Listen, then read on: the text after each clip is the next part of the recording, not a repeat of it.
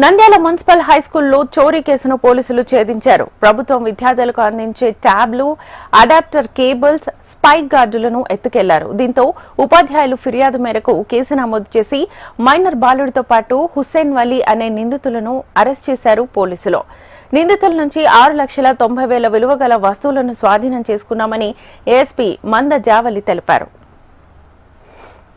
Town police station పరిధిలో deputy education officer building లో ఒక దొంగతనం జరిగింది. దానిలో ఒక 90 ట్యాబ్స్, అట్లాగే 60 ఓటీజీ కేబుల్స్, ఇంకా 2 స్పైక్ గార్డ్స్, ఒక 60 అడాప్టర్స్ ఇవన్నీ మిస్ అయ్యాయి.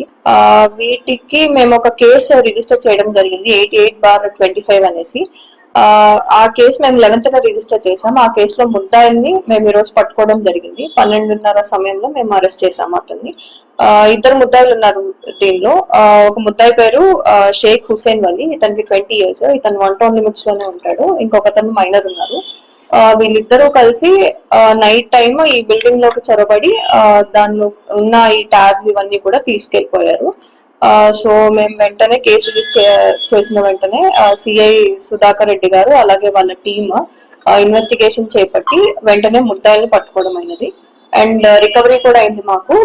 మొత్తం 90 ట్యాబ్స్ లో మొత్తం 77 ట్యాబ్స్ వరకు రికవర్ అయ్యాయి. అలాగే మిగిలిన ఒక 60 అడాప్టర్స్, ఓటీజీ కేబుల్స్, అలాగే స్పైక్ గార్డ్స్ మొత్తం కూడా టోటల్ ప్రాపర్టీ